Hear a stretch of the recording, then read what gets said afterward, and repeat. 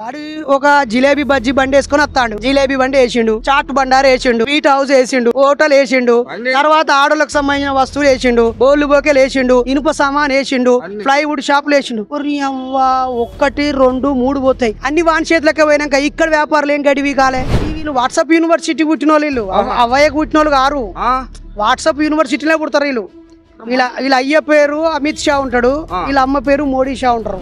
మాట్లాడకుండా, పోరాటం చేయకుండా, ప్రశ్నించకుండా బతకడం కంటే చచ్చిపోవడం ఉత్తమం. అసలు నిజానికైతే ఇక్కడ ప్రతిపక్షము టిఆర్ఎస్, రెండో ప్రతిపక్షము ఖచ్చితంగా బీజేపీ. ఎక్కువ మంది ఎమ్మెల్యేలు ఉన్నది టిఆర్ఎస్ కు, తర్వాత ఎమ్మెల్యేలు ఉన్నది బీజేపీ, అధికారంలో ఉన్నది కాంగ్రెస్. ఈ రెండు పార్టీలు ఎత్తుకుంటలేవు. ఎందుకు ఎత్తుకుంటలేమంటే మరి వెనకాల కిందకెళ్ళి తడిపేది వీళ్ళ మూలాలు ఆడనే ఉంటాయి కదా. బీజేపీ వాళ్ళు ఉన్నారు కదా, వాళ్ళు కంప్లీట్ గా ఇక్కడ ఉన్న వాళ్ళు తాగి పంటారన్నా, ఈడ తిచ్చి చంపినా, కొట్టి చంపినా, అవమానించినా, కించపరిచినా వాళ్ళకి సోయి లేదు. ఎందుకంటే వీళ్ళకి కావాల్సింది దైవ భక్తి తప్ప ప్రజల భక్తి కాదు, ప్రజల అభివృద్ధి కాదు, దోపిడీదారుల అభివృద్ధి. ఎందుకంటే వీళ్ళకి చందాలు ఇచ్చేటోళ్ళు కాబట్టి వాళ్ళని కాపాడే దిశగానే వాళ్ళు మాట్లాడతారు. బతకడానికి వచ్చిన మీరు బతకండి, ఇక్కడి బతుకు తెరువును కొల్లగొట్టకండి. ఇప్పుడు అమెరికానే పిలుస్తా ఉన్నాం ఇన్వెస్ట్మెంట్ చేయమని, మన సార్ వెళ్తానా లేదా, రెడ్డి సార్ రేవంత్ రెడ్డి వెళ్తానా లేదా, వేరే దేశం వాళ్ళు అందరు, వేరే ఆంధ్ర రాష్ట్రం అని కూడా వచ్చి ఇక్కడ కంపెనీ పెట్టమంటానా లేదా, మనల్ని పాలించి మోసం చేసిన ఇంగ్లాండ్ వాడు కూడా వచ్చి ఇక్కడ కంపెనీ పెట్టమంటానా లేదా, జపాన్ వాడిని కూడా నీ కంపెనీలో పెట్టరా అని అంటానా లేదా. మరి వీణెందుకు పెట్టు మనం మార్వాడని?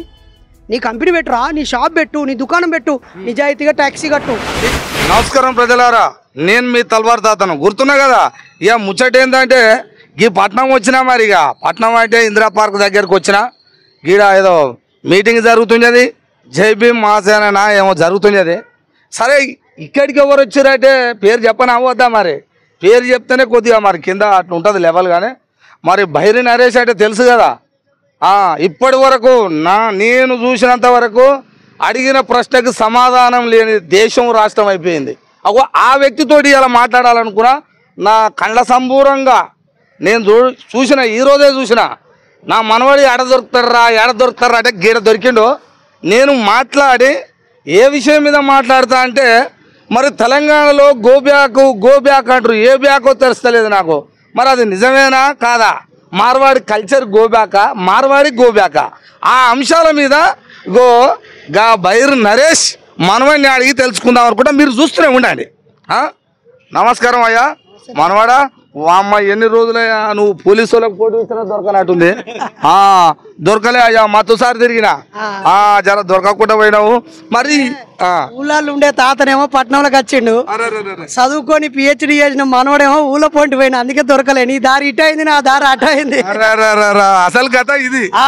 ఇక నేను ఇట్లా దేవుడు ఆడుకుంటా, నాకేడా దొరుకుతావు నువ్వు. అదే మనవాడా, మరి తెలంగాణ రాష్ట్రం మొత్తం షేక్ అవుతుంది, చిన్నగా మొదలవుతుంది. ఇప్పుడిప్పుడే అది ఉడుకుడుకు తాగుతుంది. ఈ మార్వాడి గోబ్యాక్, ఈ కల్చర్ గోబ్యాక్ ఏంటి అసలు? మీరు దీన్ని ఎలా చూస్తారు? మీరేలా చూస్తారు? ఎందుకంటే జర పరిశోధన ఎక్కువ ఉంటుంది ఇక్కడ.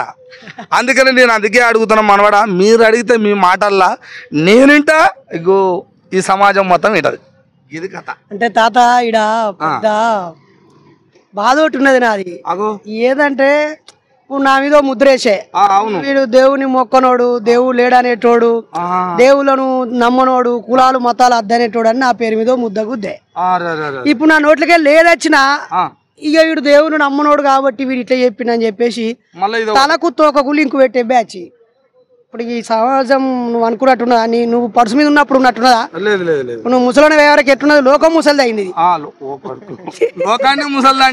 అరే ఇది చైతన్యం ఉడుకు రక్తం ఉన్న లోకం కాదు ఇది. ఇది ముసలిదైనా దీనికి పింఛనిచ్చే కాలం లేదు, అది కూడా లేదు. ఇప్పుడు నీ అసోంటి తాతలేమో పింఛన్ కోసం ఆలోచిస్తారు. ఆ నుంచి ఏ నుంచి వచ్చినోడేమో ఇక్కడ మంచిగా బొర్ర పిర మీద బతుకుతాడు. అదే ఇవాళ వచ్చినోడు ఎన్నడో వచ్చినోడు ఈడ ఉంటే కనమకాడు ఉంటే ఇవాళ వచ్చినోడు ఇంట్లోకి పోయినట్టుంది కథ. వ్యవహారం అంతా ఈడ ఉన్నోడు తప్పని అయింది.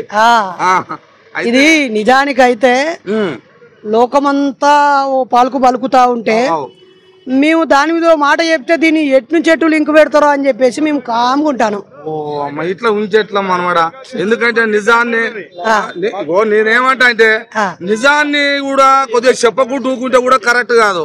ఎందుకంటే ఒక నిజాన్ని చూడకుండా మనిషిని మనిషి లెక్క చూడకపోతే ఎట్లానే ఒక మనిషే చెప్తాడుగా ఏది చెప్పినా అబద్ధం చెప్పినా మనిషే చెప్తాడు నిజం చెప్పినా మనిషే చెప్తాడు ఈ భూమి మీదకి ఎందుకు వచ్చినాం మనం ఏదో ఒక మంచి పని చేయాలి చెడు ఉంటే చెడు చెప్పాలా మంచి ఉంటే మంచి చెప్పాలని అనుకుంటాం అంతే ఇది చెప్తే నువ్వు అది చెప్తే ఎట్లా నువ్వు ఇది చెప్తే ఎట్లా అంటే దీన్ని లోకం అంటారా ఏమంటారో నాకైతే అర్థం కాలే మరి మీరేం చెప్తారని ఇది మంచి లోకంలో లేము మనం మంచి కాలంలో కూడా లేము మనం ఇప్పుడు పాపం పిల్లగాడు శ్యామ్ అనేటోడు ఊకే మొత్తుకుంటూనే ఉన్నాడు కదా మొత్తుకుంటా అంటే వాడిని శ్యామ్స్ అనట వీడేదో క్రైస్తవుడట ఆడు తమిళనాడు నుంచి తయారై వచ్చిందని వాడిని ఫోటో పెట్టారు అది చేసినోనికి సిగ్గు లేదో నమ్మేటోనికి బుద్ధి లేదో గాని ఆ పోలగాడు 20 ఏళ్ల నుంచి తెలుసు నాకు 16 ఏళ్ల కింద బచ్చగా లెక్క వచ్చి పాటలు పాడేటోడు ఆ పిల్లగాడు అన్ని చదివి చూసి బాబాసాహెబ్ని చదివి రాజ్యాంగాలు చదివి దోపిడి మీద అర్థం చేసుకొని వాడు ఇంత పెద్ద బొట్టు పెట్టుకొని అన్ని పూజలు చేస్తాడు ఆ లూలే వాడ గల్లీలో వినాయకుడు పెట్టేది వాడే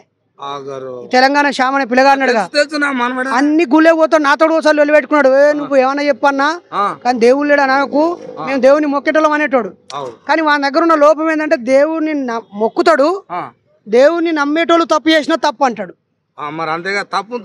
నీతి వైపు నిలవలే పోరగాడు ఇప్పుడు వాడిని శాంసన్ అట ఎవడో తమిళనాడు తయారైనడట ఈ ఎంత బాధ అనిపిస్తుంది తయారు చేస్తారు అయితే వీళ్ళు వాట్సాప్ యూనివర్సిటీ పుట్టిన వీళ్ళు అవయ్య పుట్టిన వాళ్ళు కారు వాట్సాప్ యూనివర్సిటీలో పుడతారు వీళ్ళు వీళ్ళ అయ్య పేరు అమిత్ షా ఉంటాడు వీళ్ళ అమ్మ పేరు మోడీ షా ఉంటారు వాళ్ళ పుట్టిన వాళ్ళే ఉంటారు వీళ్ళు వీళ్ళు అవయ్య పుట్టిన వాళ్ళు కారు ఈ వాట్సాప్ లలో ఫేస్బుక్ లలో ఆన్లైన్ లో గెలిచితో ఇంట్లో ఆర్వాటం చూపిస్తోలే ఇక్కడ పెండ తప్ప మెదడు ఉండదు తాత ఇక్కడ పెండే ఉంటది పెండ తింటేనే మంచిది అంటాడు ఆ ఉత్సవ తాగితేనే రోగం తక్కువ అవుతుంట వాని బ్యాచ్ లా ఆలోచించేటోడు ఉంటే వీడు కిరస్థాన పోడో వీడు కేరళోడో తమిళనాడోడో వీడు వేరే పాకిస్తానోడు అంటారు మళ్ళీ బట్ట కాల్చి మీద వేస్తారు ఇటు ఇప్పుడు అందుకే ఆ గాలికి పోయే కంపను నా ముడికి ఎందుకు తలగా పెట్టుకోవాలని నేను మూఢనమ్మకాలు నమ్మకుర్రా మీరు మీ దేవుడు అగ్గిదలగా మీ దేవుడు మీరు ఇప్పుడు మొన్న 5 మంది కరెంటు తీగ వేలిపోయి వినాయకుడి తండ్రి చచ్చిపోయాయి నేనేమంటానా ఇంతకు ముందు ఏమో దేవుడు దండగా ఉత్తది నమ్మకుర్రానే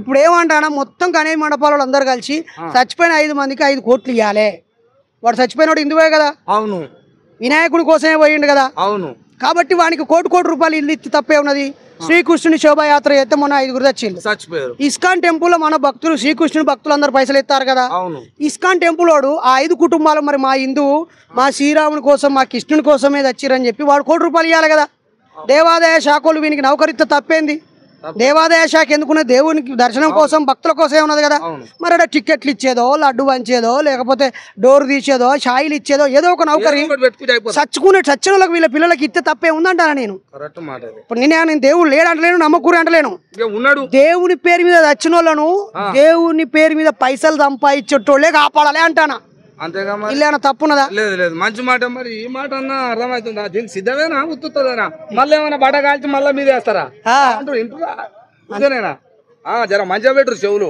ఎందుకంటే అటు ఇటు ఉంటాయి ఇప్పుడుగా అందరూ పృథ్వీరాజ్ అన్న అరెస్ట్ చేసారు నాకు మస్తు మండింది ఆయన నరాన తెలంగాణ రక్తమే ఉంటది ఆయన నౌకరు చేయాలంటే బొచ్చ నౌకర్లు ఆయన బతకాలంటే రారాజులు ఆయనకి ఇంకేం తక్కువ ఉన్నది ఇల్లు లేదా భూమి లేదా జాగ లేదా పేరు లేదా చరిత్ర లేదా ఒక పోరాట బిడ్డ కదా ఆయన నా రాష్ట్రానికి జరుగుతున్న అన్యాయం మీద మాట్లాడతాడు ఆయన గో బ్యాక్ అనలేదు డౌన్ అనలేదు జరిగిన దోపిడిని వివరించాడు గసంటి మనిషిని కూడా జైల్లో పెట్టచ్చునా అంటే తెలంగాణలో రాష్ట్రంలో ఏంటంటే మనిషి ఏదైనా అన్యాయం జరుగుతున్నప్పుడు అది లోపల పెట్టుకోవాలి కానీ బయటికి అన్యాయం జరుగుతుందని మరి ఎక్కువ మాట్లాడొద్దు అన్నట్టు 100% మాట్లాడతారు బంతిని గోడ కొడితే వెనుక కురికొచ్చినట్టుగా తెలంగాణ బిడ్డల రక్తంలోనే పోరాటం దాగి ఉంటది దేశమంతా దోపిడీ చేసి వచ్చి ఇక్కడ దోపిడీ చేస్తా అంటే చెల్లనియరు దోషమంతటా మోసం చేసి వచ్చి ఇక్కడ మోసం చేస్తే చాలా మంది దొంగలను లంగలను లపూట్లను తెలంగాణలో పట్టించి బట్టబయలు చేస్తారు మిగతా రాష్ట్రాల కాస్త వెనక ముందు ఆడతారేమో గాని తెలంగాణోడు ఊకోడు ఉపాసమైన ఉంటాడు కానీ దోపిడిని ఊకోడు అలాగే ఆత్మగౌరవం సంపుకొని బతకడు అంటే మరి ఇప్పుడున్న ఈ కాలంలో ఈ పరిస్థితులలో ఈ తెలంగాణ రాష్ట్రంలో ఈ రాజకీయాలలోనూ ఏదో ఒక లైన్ మీద మరి సంపుకొని బతకాలని అలా అంటున్నారు మరి అట్లా బతికితేంది 4 రోజులు ఎక్కువ తక్కువ మాట్లాడి ఎగిరితే అటు ఇటు చేస్తే రాజ్యం ఆదాయం మరి ఎక్కువ చేయొద్దు కదా మా ముందర చేస్తే మరి కట్ అవుతుంది అని అంటారు మరి ఎట్లా మాట్లాడకుండా పోరాటం చేయకుండా ప్రశ్నించకుండా బతకడం కంటే చచ్చిపోవడం ఉత్తమం మనది ఒక బతుకేనా కుక్కల వలె నక్కల వలె సందులలో పందుల వలలే అని శ్రీశ్రీ గారు ఎప్పుడో రాసిండు. మనిషి లెక్క బతకాల, స్పందించే గుణం లేకపోతే నీకు గొడుకు తేడా ఏమున్నది? గొర్రె పొద్దుగా లేస్తుంది, తింటది, పాలిస్తుంది. గొర్రె పోతుంది పొద్దాక తలకాయ కిందకేసుకొని తింటది, ఒళ్ళు పెంచుతుంది, కోసుకున్నాక మాంసం అవుతుంది. ఇక నీకు నాకు ఆ బర్రెకు గొర్రెకు తేడా ఏమున్నది? మనకు మెదడు ఉన్నది కదా, మెదడు అన్నది మనకున్నది. అది సరిగా పనిచేస్తే విషద మగును విశ్వ రహస్యాలు అంటాడు. కాబట్టి అది నీ విషదం అవ్వాలి కదా, లేకపోతే బతుకుడు ఎందుకు? అందుకే పృథ్వీరాజ్ అన్న గొంతు విప్పుతున్నాడు, తెలంగాణ శ్యామ్ అనే బిడ్డ గొంతు విప్పుతున్నాడు, అందరికంటే ముందు పిడమర్తి రవాణా గొంతు విప్పుతున్నాడు. తెలంగాణ కొట్లాటల ఉస్మానియా యూనివర్సిటీని నడిపించిన వీరుడు. గొడ్లను కోసిన మాకు రేపు ఆంధ్ర రెడ్లను కోసుడు సాత కాదు అనుకోవద్దు, గొడ్లనే కోసిన మేము పెద్ద పెద్ద కత్తులు అనుకోని బిడ్డ అన్నాడు. ఈసారి సంక్రాంతి కాటికి పోతే బిడ్డ ఇక అటే టోల్గేటు అటే ఇక ఇటు అత్తే మంచుకుంటుందని చెప్పిన వీరుడు ఆయన. ఆయనే పరిశీలించి ఆయన పిహెచ్డి చేసి డాక్టరేట్ పొందిన వ్యక్తి, ఉద్యమాన్ని నడిపించిన వ్యక్తి. కాబట్టి వాళ్ళందరూ అనడం వెనకాల నిజమెంత ఉందని ఆలోచించాలి.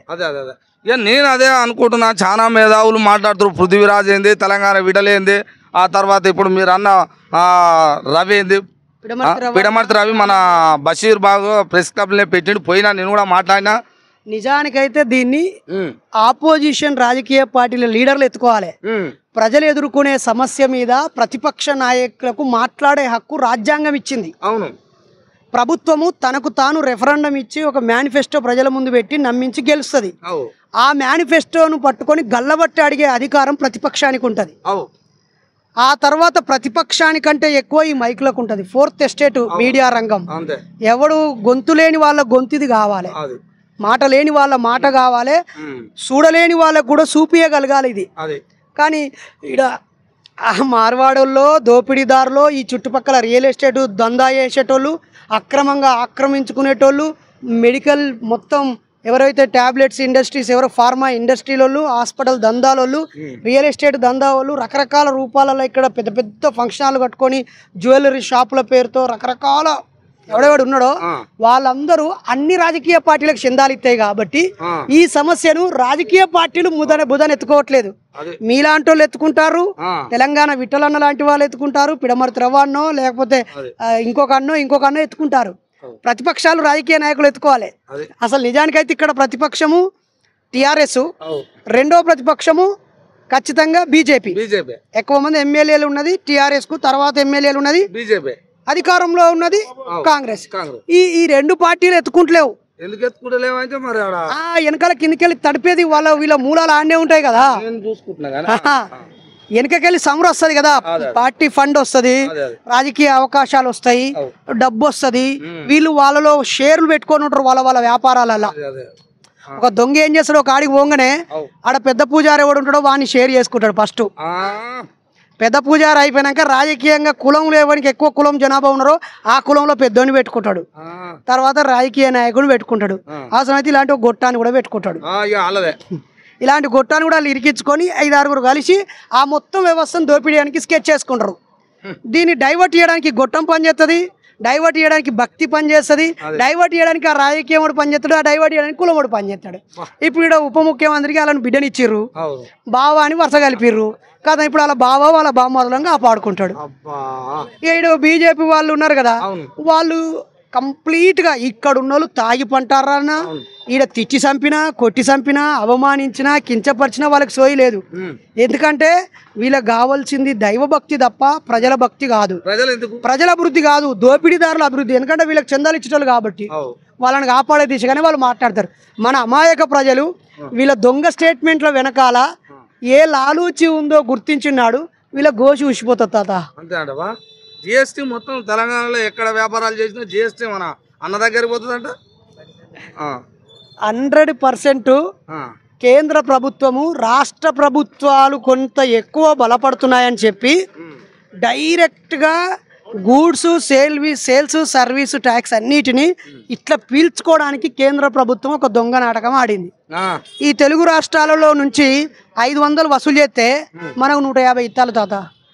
మన దగ్గర నుంచి పట్టుకపోయేటి 500, మనకి ఇచ్చేది 150. గుజరాత్ రాష్ట్రంలోకి వెళ్ళి వసూలు చేసేటి 300, వానికి ఇచ్చేది 1200. ఇది మనలోకి ఎన్నడూ అర్థం కావాలి. ఈ లెక్కలని మరి చెప్పాం మనవాడ. ఇప్పుడు మీరు చెప్పినారే ఇటువంటి లెక్కలు చెప్పాం మనవాళ్ళు కావాలి మరి తెలంగాణకి.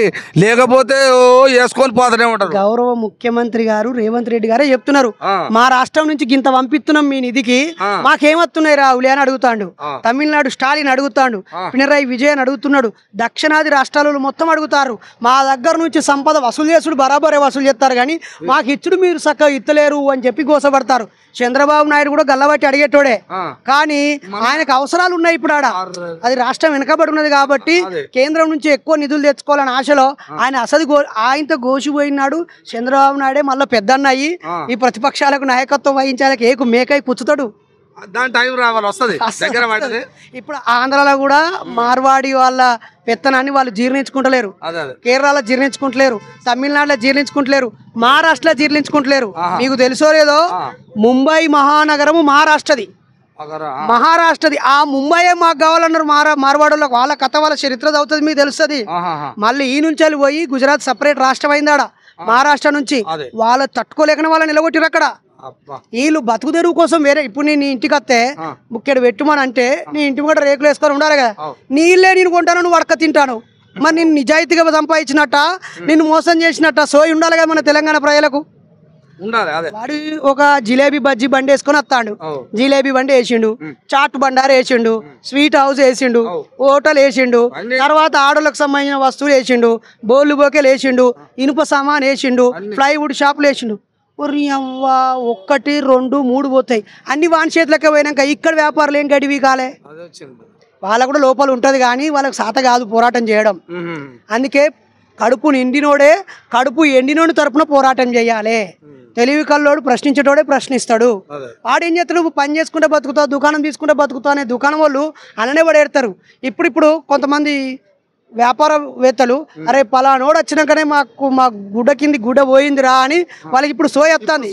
అందుకే మేము మార్వాడి సోదరులను మేము కుల నిర్మూలన, మూఢనమ్మకాల నిర్మూలన గోలేటోళ్ళం కాబట్టి మాకేం వాళ్ళు శత్రువులు కాదు. మేమేమంటామంటే, బతకడానికి వచ్చిన మీరు బతకండి, ఇక్కడి బతుకు తెరువును కొల్లగొట్టకండి. ఎంత మంచి మాట. అంటే ఇంత మంచిగా చెప్పినా నిన్ను ఇంకేమన్నా అంటారు మళ్ళీ. అంటారు, వీడు దేవుని నమ్మనోడు, నాస్తికుడు, మమ్ములు అంటాడు అంటారు. మళ్ళీ నాకు తోక పెడతాడు, అర్బన్ నక్సలైట్ అంటాడు, లేకపోతే వీడు సిలువేస్తాడు, లేకపోతే పాకిస్తాన్ వాడు. ఎందుకంటే వీళ్ళకు నోరు కాదు, అది నోరు కాదు, వాళ్ళది ముడ్డి గబ్బే ఉంటది తప్ప ఆనంగానే వస్తుంది. కాబట్టి వానికి దిమాగ్ కూడా ఉండదు, ఇక్కడ పెండే ఉంటది. కాబట్టి ఇప్పుడు మార్వాడీలు ఇమ్మీడియట్గా ఇప్పుడు ఏం చేయాలంటే, వాళ్ళు చేసిన తప్పును వాళ్ళు పయచిత్తం చేసుకొని ఇక మీదట కొత్తగా వ్యాపారాలు పెట్టకుండా ఉన్న వాటిల్లో ఎక్కడైనా స్థానికులకు భూమి మీద హక్కు ఉంటుంది, ఈ పర్యావరణం మీద హక్కు ఉంటుంది, వనరుల మీద హక్కు ఉంటుంది, బతుకు తెరువు మీద అవకాశం ఉండాలి. ఇప్పుడు బీహార్ వాడు వస్తాడు, ఇడికి వాడిని వెళ్ళిపో అంటానమ్మా, వాడు పని చేసుకొని బతాడు కదా, చేస్తారా లేదా? కేరళ వాడు వస్తాడు, ఇక్కడ స్కూళ్ళలో చదువు చెప్తాడు, వాడిని గో అంటానమ్మా. తమిళనాడు వస్తాడు, ఇడ్లీ సాంబార్ పెట్టుకుంటాడు, గో అంటానమ్మా. ఇక్కడోడు ఎవడైతే మన బతుకులను చిన్నాభిన్నం చేస్తున్నాడో వాని మీద వ్యతిరేకంగా ఉన్నారు ప్రజలు. కాబట్టి ఇమ్మీడియట్లీగా మీరు మీ మగ పిల్లలకు ఇక్కడున్న ఆడపిల్లలను ఎవరైనా మెచ్చితే వాళ్ళని పెళ్లి చేసుకొని కలిసిపోర్రి. మీ బిడ్డలను ఇక్కడ వాళ్ళకి ఇచ్చి పెళ్లి అయ్యి. గంత పెద్ద చిరంజీవి లాంటోడే రామ్ చరణ్కు ఇక్కడున్న రెడ్డల పిల్లని చేసుకోలేదా? గంత పెద్ద ఎన్టీఆర్ఏ ఇక్కడున్న పిల్లని చేసుకోలేదా? ముస్లిం వాడికి పొట్ట చేత పట్టుకొని వచ్చి ఇక్కడ ఉన్న వాళ్ళని పెళ్లి చేసుకొని ఇక్కడ పేగు బంధం పెట్టుకున్నాడు కాబట్టి వాడు బతికి పట్ట కడతాడు. మొత్తం వాణి వేషం ఏమంటే వాణి ఎలగొట్టేటోళ్ళు. బ్రిటిష్ వాడు కూడా వీడికి వచ్చి వెళ్ళిపోంగా కూడా వానికి 2-3 పార్లమెంటు సభ్యత్వాలను ఇచ్చింది భారత ప్రభుత్వం. రాజ్యాంగంలో బ్రిటిష్ ప్రతినిధిని కూడా పెట్టాలని రాష్ట్రపతికి అధికారాన్ని ఇచ్చింది. ఇక్కడ మిగిలిపోయిన బ్రిటిష్ వాళ్ళ గొంతు కూడా వినిపించడానికి భారత రాజ్యాంగం హక్కునిచ్చింది. ఈయన చూతరా తాత, ఈ జనాలకు ఎమోషన్ కావాలి, వానికి ఏమో డైవర్ట్ చేసుడు కావాలి. ఉన్న విషయాన్ని ఉన్నదిగా ఉన్నట్టుగా మాట్లాడితే లోక విరోధి. అది ఎందుకంటే ఇంత విశ్లేషణ, ఇంత మంచి ముచ్చట, మనిషి ఎట్లా బతకాలి, ఎట్లా జీవించాలి, ఎట్లుంటది, రాజ్యం అంటే ఏంది, వ్యవస్థ అంటే ఏంది అనే విశ్లేషణ ఇంత ముద్దుగా చెప్పినాక ఎక్కడ ఏ మనిషికైనా లొల్లి ఉందా ఇది పాటిస్తే? లేదు. అయినా ఇట్లా వంటి వాళ్ళు మాట్లాడితే వీళ్ళ మీద నిందలేసుడు. రేపు బతుకమ్మ ఆడతారు తాత, నువ్వు పరుసుకున్నప్పటి నుంచి పిల్లగానికి అంచెలు చూస్తున్నావు, బతుకమ్మ కాడ ఎక్కడన్నా డీజే సౌండ్ విన్నావా నువ్వు? లేదు లేదు. ఏమన్నా కర్రలతో కోలాటాలు విన్నావా? దాండి ఆటలు ఉంటాయి ఎక్కడన్నా? ఓన్లీ చేతులతో సప్పట్లు ఆడుకునే ఆట. సప్పట్లు పోయినాయి 5 నిమిషాలు ఆవిడతోటే డీజే పెట్టి ఆ గుజరాత్ తోటి మార్వాడి దాండి ఆడి ఆడిస్తాను మన ఆడలతోటి, మన ఆడలతోటి. మన ఆడోళ్ళ తెలుసుకున్న రాజు దాండియా గోబ్యాక్ అంటారు కదా, తెలుసుకుంటే అరే మనం సప్పట్లతో ఆడుకునే ఆట పోయి వీని డీజే డిస్కో డాన్స్లకి ఎందుకు వచ్చినామని సోయి వచ్చిన రోజు ఆ సంస్కృతి, మన సంస్కృతి మీద దాడి చేయడానికి వ్యతిరేకిస్తున్నాం. మన పొట్ట కొట్టినా ఏమంటలేం, మన భాష నేర్చుకోరు వాడికి వచ్చి. అలా 10 గోవున్నాయి, మొత్తం 10,000 గోవున్నాయి అన్నాడు. అంటే నువ్వు గోవులను చాతావు తప్ప ఇక్కడ ఉన్న నిరుద్యోగులను చాదవురా దొంగనా కొడక. నువ్వు గోవుల రక్షకుడివి తప్ప మా పేదల రక్షకుడివి కాదు. మా సంపదను జిఎస్టీ కట్టకుండా మా ప్రభుత్వానికి మోడీ సాబును మోసం చేస్తున్నావు దొంగవు నువ్వు. మోడీని మోసం చేస్తున్నావు జిఎస్టీలు కట్టక, మా రాష్ట్ర ప్రభుత్వానికి ట్యాక్సీలు కట్టక, మా కిరణ్ కుమార్ రెడ్డి నుంచి మొదలుకుంటే ఇప్పుడు ఉన్నటువంటి రేవంత్ రెడ్డి దాకా, కేసీఆర్ నుంచి మొదలుకుంటే అంతకుముందు చంద్రబాబు నాయుడు దాకా వీళ్ళందరిని పిచ్చేసి మీరు రింగాడిపిస్తా ఉన్నారు. పాపం వీళ్ళు ఏదో బతకచ్చిరు, వీళ్ళకి 10,000 ఓట్లు ఉన్నాయి, వీళ్ళ పెద్ద మనిషిని పట్టుకుంటే 10,000 ఓట్లు మాకే పడతాయని మా వాళ్ళు అందరూ గుమ్మును ఉన్నారు. కానీ ఇప్పుడు మాకు నువ్వు ఓటు వేసేది లేదు, పీకేది లేదు. ఒక్కొక్క స్వతంత్ర వ్యక్తి ఓపెన్ అవుతా ఉంటారు. రేవంత్ రెడ్డి గారు ఊకుంటారా? అరే ఈ 10,000 ఓట్లు కాదురా భయ్, మా దగ్గర 50,000 మంది ఉపాధి కోల్పోయిర్రు. ఇప్పుడు మార్వాడీల పెత్తనాన్ని నేను అంగీకరిస్తే మా వడ్లోళ్ళు మా కోటయ్యరు, మా శాలోళ్ళు మా కోటయ్యరు, మా కుమ్మరోళ్ళు మా కోటయ్యరు, మా కౌంటోళ్ళు మాకు 40 ఫండ్ ఇయ్యరు. మాకు ఇప్పుడు ఈ దొంగలను దోపిడి అంటే జిఎస్టీ కట్టని దొంగతనం అందరూ. అరే మంచోనికి అలాయి బలాయిత్తమే. ఇప్పుడు బట్టి అన్న భార్య ఉన్నది, వదినమ్మ అని పిలుస్తాం, అమ్మతో సమానం ఆమె. అందుకే ఇప్పుడు ఏమంటాం, నిజాయితీగా జిఎస్టీలు కట్టండి, రూపాయి నోట్లు కాకుండా అందరూ మోడీకి ప్రభుత్వానికి పైసలు కట్టండి. మోడీ ద్రోహులు కావద్దు మీరు. ఇక్కడ పెళ్లిళ్ళు చేసుకోర్రి, ఇక్కడ పిల్లలను మీరు చేసుకోర్రి, ఇక్కడ పనులు ఇవ్వండి, నిజాయితీగా బతకండి, ఇక్కడ వాళ్ళను బతకనివ్వండి. ఇంకోని పొట్ట కొట్టి నువ్వు బతుకుతా అంటే బిడ్డ నీ ముడ్డి పొక్క సాపి వేసి ఎల్లవో తెంగేటోడు ఇంకోటి పుట్టుకొస్తాడు. మేము ఓన్లీ వాయిస్ అయితం కావచ్చు, నీ వల్ల బాధపడ్డాడు నిన్ను తన్నాలని చూస్తాడు కదా. కడుపులో మాడి బాధ అయినోడు ఊకుంటాడా? రగిలితే ఆడ విఠలని చెప్పిండు కదా, పిడమత్రవాణి చెప్పిండు, పృథ్వీరాజని చెప్పిండు, తెలంగాణ శ్యామని చెప్పిండు. ఆడొచ్చి మా 4 షాపులను బొందబెట్టిండే, నా బిడ్డ పెళ్లి కాలేదు, నా చదువులు కాలేదు, నేను 40,000 పెట్టుకున్న 3 లక్షలు పెట్టుకున్న జాగ పోయింది, 20,000 పెట్టుకున్న రూమ్ పోయింది, నా బతుక ఆగమైంది అన్నాక వాడు ఎందుకు ఊకుంటాడు? కడుపులమ్మ అంటే ఎవడైనా ఫోర్కాస్ట్ బయటికి వెళ్తుంది, పొయ్యిలా కాదు బయటికి వెళ్తుంది. ఈడు ఏం చేస్తాడంటే ఎవడైనా ఒక ప్రాంతం నుంచి కొత్త ప్రాంతానికి పోయినప్పుడు ఆ ప్రాంతాన్ని వాడు ప్రేమించడు, ఆ ప్రాంతంతో కలిసిపోడు. ఏం చేస్తాడంటే మనం మాట్లాడుకున్నాం, వాడు ఏం చేస్తాడంటే అక్కడి బలహీనతలేమిటి. కాబట్టి తెలంగాణకు వచ్చిన మార్వాడీలను, తెలంగాణకు వచ్చినటువంటి బెంగుళూరు బేకరీ వాళ్ళని, తెలంగాణకు వచ్చిన రాజస్థాన్ స్వీట్ హౌస్ వాళ్ళని, తెలంగాణకు వచ్చినటువంటి ఇతర ప్రాంతాల నుంచి వచ్చిన ఎవరినైనా ఒక మూఢనమ్మకాల నిర్మూలన సంఘము, శాస్త్రీయ సమాజాన్ని కోరుకునే వ్యక్తిగా నా విన్నపం ఏంటంటే, మీరు ఏ ప్రాంతానికి పోతే ఆ ప్రాంతాన్ని గౌరవించండి, అక్కడి చరిత్రని, నాగరికతను, వారసత్వాన్ని గౌరవించండి, అక్కడి మానవ సంబంధాలను పెంచుకోండి.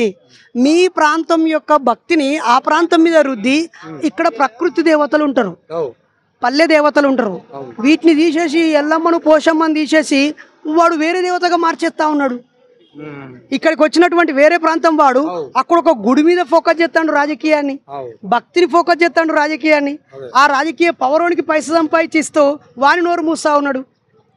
కాబట్టి ప్రజల్లో కలవని వాళ్ళని ఖచ్చితంగా తన్ని తరిమేస్తారు. పాలల్లో నీళ్లు పోతే కలుతాయా? కలవయా? కలుతాయి. దాన్ని టెస్ట్ చేస్తేనే ఎన్ని పాలు అనేది తెలుస్తుంది. కానీ అదే పాలల్లో కిరోసిన్ పోతే కలుతుందా? మొత్తం పగిలిపోయి ఎక్కడదక్కడ. అట్లనే ఇప్పుడు వీళ్ళు కిరోసిన్ లెక్క అన్నమాట. పాలల్లో నీళ్లు పోతే కలిసిపోతాం, కానీ కిరోసిన్ పోతే కలుతుందా? ఆయిల్ కంటెంట్ వాటర్ కంటెంట్ కలవది. కాబట్టి ఇక్కడికి ఏ రాష్ట్రం కూడా ఎవడొచ్చినా హ్యాపీగా బతకొచ్చు. ఇప్పుడు అమెరికానే పిలుస్తా ఉన్నాం ఇన్వెస్ట్మెంట్ చేయమని, మన సార్ వెళ్తానా లేదా? రెడ్డి సార్ రేవంత్ రెడ్డి వెళ్తానా లేదా? వేరే దేశం వాళ్ళు అందరు, వేరే ఆంధ్ర రాష్ట్రం అని కూడా వచ్చి ఇక్కడ కంపెనీ పెట్టమంటామా లేదా? మనల్ని పాలించి మోసం చేసిన ఇంగ్లాండ్ వాడు కూడా వచ్చి ఇక్కడ కంపెనీ పెట్టమంటామా లేదా? జపాన్ వాడిని కూడా నీ కంపెనీలో పెట్టరా అని అంటామా లేదా? మరి వీనెందుకు పెట్టు మనం మార్వాడని? నీ కంపెనీ పెట్టురా, నీ షాప్ పెట్టు, నీ దుకాణం పెట్టు, నిజాయితీగా ట్యాక్సీ కట్టు, అలా ఇక్కడ కిరాయి కట్టు, ఇక్కడి భూమి నువ్వు ఆక్రమించకు. బ్రిటిష్ వాళ్ళు కూడా ఇక్కడికి వచ్చి ఫస్ట్ వాడిని వస్తువులు అమ్ముకోవడానికి వచ్చి మన రాజుల దగ్గరికి. తర్వాత ఆ వస్తువులు పెట్టుకోవడానికి గోదాం కట్టుకోవాలని జాగా కట్టుకున్నాడు, గోదాం కట్టుకున్నాడు. ఆ గోదాంకు రక్షణగా పోలీసులను పెట్టుకున్నాడు. ఆ తర్వాత తుపాకులను తెచ్చుకున్నాడు. ఆ తర్వాత ఇక్కడ సంపదను తీసుకున్నాడు. ఇక్కడే వస్తువు తయారు చేసి ఇక్కడనే అమ్మిండు. ఆ తర్వాత ఇక్కడ రాజుల ఐక్యతను విచ్ఛిన్నం చేసి రాజ్యాధికారం గుంజుకున్నాడు.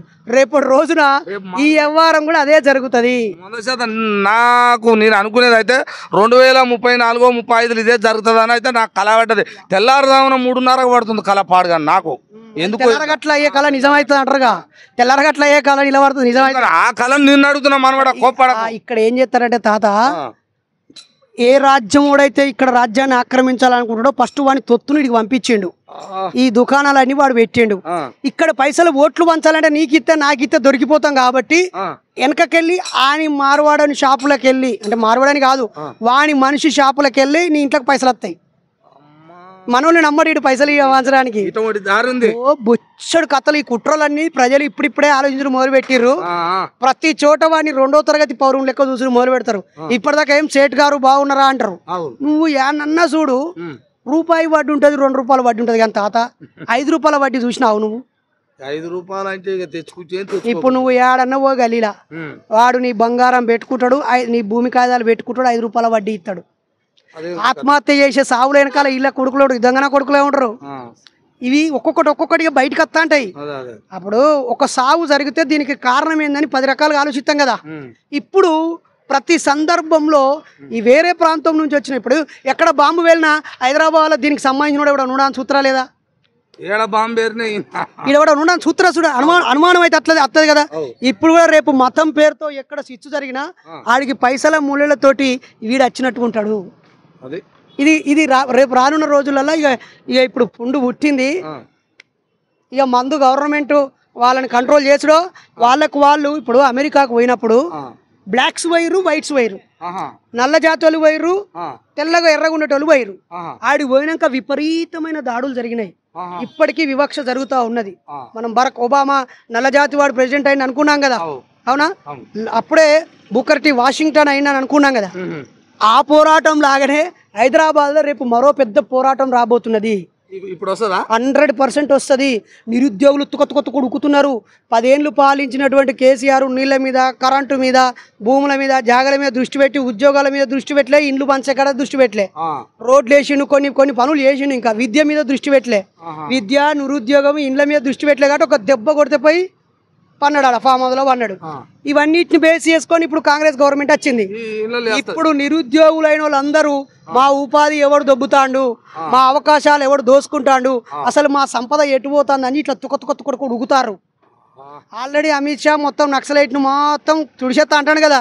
ఇక నక్సలైట్లు తుపాకీ పట్టిన నక్సలైట్లు కాదు, ఈడ పెన్ను పట్టే నక్సలైట్లు, మైకు పట్టే నక్సలైట్లు, గొంతు విప్పే నక్సలైట్లు, ఎదిరించి ప్రశ్నించే నక్సలైట్లు, రాజ్యాంగబద్ధంగా చట్టంతో ఎదుటోని ఇరికిచ్చి తొక్కే నక్సలైట్లు పుట్టుకొస్తారు. ఇప్పుడు పుట్టుకొస్తారు. ఇక దీన్ని ఎవడు ఆపలేడుగా. ఇది పెద్ద విప్లవం కాకముందే మార్వాడోళ్ళన్నా మార్చుకోవాలి, లేకపోతే ప్రభుత్వం అన్న దాని మీద యాక్షన్ తీసుకోవాలి. ఆల్రెడీ బీజేపీ క్లియర్ గా డిక్లరేషన్ ఇచ్చింది, మాకు దేవుణ్ణి కాపాడే మార్వాడీలే మాకు ముఖ్యము, వీళ్ళంతా పాన్పరాగాళ్ళు, తాగి పండేటోళ్ళు, వీళ్ళంతా దొంగలు, తెలంగాణ వాళ్ళంతా పనికిరాని వాళ్ళు అని బీజేపీ చెప్పేసింది. బీజేపీ చెప్పింది, చెప్పేది ఒకటి, ప్రభుత్వం ఉంది చెప్పేది, గవర్నమెంట్, ప్రతిపక్షం టీఆర్ఎస్ కూడా ఉంది. ఈ 2 పార్టీలు అవుతున్నాయి, ఈ 2 ఉన్నాయి.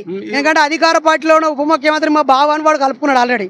ఆయన కూడా కలిసిండు, పాప కలిపిండు. కానీ ఇప్పుడు మరి ఉప ముఖ్యమంత్రి కంటే అలా బిడ్డని ఇచ్చిర్రు. ఓకే, మొత్తం ఎంత మందిని పెళ్లి చేసిర్రు? అవును, ఇది కూడా కావాలి, లెక్క కావాలి, లెక్కలు వచ్చిన మేము ఊకుంటామా? అది వచ్చింది, మేము అర్హులమైన వాళ్ళకే ఇవ్వమని అంటాం. ఉద్యోగాలు రాకున్నా కానీ లెక్కలు అయితే వచ్చినాయి, మీకు లెక్కలు వచ్చినాయి.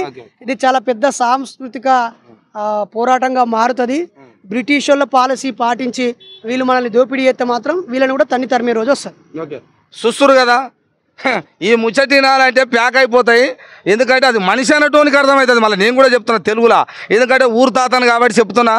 మరో ఉద్యమం కొత్తగా అంతా మైకు పట్టేటోళ్ళు కావచ్చు, పెన్నులు పట్టేటోళ్ళు కావచ్చు, కడుపులో కాలినోళ్ళు కావచ్చు, ఇప్పుడు అందరూ బటగాల్చి మీద వేస్తారు. కానీ అర్బన్ నక్సలైట్లు, తీవ్రవాదులు, వాళ్ళు వీళ్ళు అంటారుగా, వాళ్ళతో పని లేదు. ఈయన పుడతారట తెలంగాణలో, ఎందుకంటే తాగి ఉచ్చబోస్తురా అని అన్నారుగా, ముద్దరేసరుగా. మరి రేపు ఉట్టబోతురాట. ఇక అది కూడా మన తెలంగాణలో మా పోలీస్ సార్లకు కూడా పనే పడతాటుంది ఎక్కువ. ఎందుకంటే మీరు చేసే పనికి వాళ్ళు ఇప్పుడు వీడాడు కొట్లాడగా నడుమోనికి వచ్చింది బదనం అన్నట్టు ఇప్పుడు మా పోలీసు సార్లు ఎంత కావాలి మిమ్మల్ని కంట్రోల్ చేయక మమ్మల్ని ఆల్రెడీ వాళ్ళ పోలీసు బాసులను వీళ్ళని దించుకున్నారు ఆల్రెడీ. ఆహా కమిషనర్ రేట్ లో, ఐజీ డిఐజీ రేంజ్ లో, జిల్లా ఎస్పీల రూపంలో, కలెక్టర్ల రూపంలో వీళ్ళంతా ఇన్ఫ్లుయెన్స్ చేసి అక్కడ ఉత్తర భారతదేశంలో ఐఏఎస్ ఐపీఎస్ అయిన వాళ్ళందరినీ వాళ్ళని కాపాడుకోవడం కోసం ఉన్నత స్థాయి అధికారులు వాళ్ళు వచ్చేసి ఆల్రెడీ. ఇప్పుడు నిన్ను కొట్టేటోడు, నిన్ను దండేటోడు constable, home guard, ASI, SI దాకానే మనోళ్ళు ఉంటారు. ఆ తర్వాత ఎస్పీలు, కమిషనర్లు మళ్ళీ వాళ్ళే ఉంటారు మొత్తం మీద.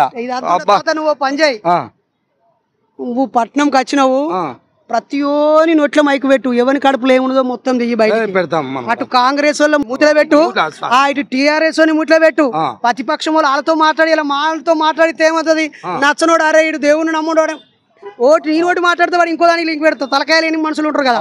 కాబట్టి ఎవడైతే మాట్లాడాలో వాళ్ళ దగ్గరికి పోయి కూర్చో. ఓకేనా తాత? ఓకే అయ్యా నా మనవడా, నువ్వు మంచి మాట చెప్పినావు. ఇటువంటి మాటలు ఈ రాష్ట్రంలో కరువు అయిపోయినాయి. ఓ యాన్నో ఒకరు మాట్లాడుతున్నావు, నిందలేస్తురు, కప్పి పెడితే బొంతలో సూది కడితే మూటేసి కుచ్చుతుంది. అది కుచ్చే టైం కుచ్చుతుంది, చూస్తూనే ఉండండి. ఇక మీ తలవారు తాత ముచ్చట్లు ఎందుకంటే జర్రమ్మా పోలీస్ సార్లు జర్ర మమ్మల్ని ఇట్టి అంటారు కాబట్టి అందుకనే డబ్బును ఆపుతున్నా.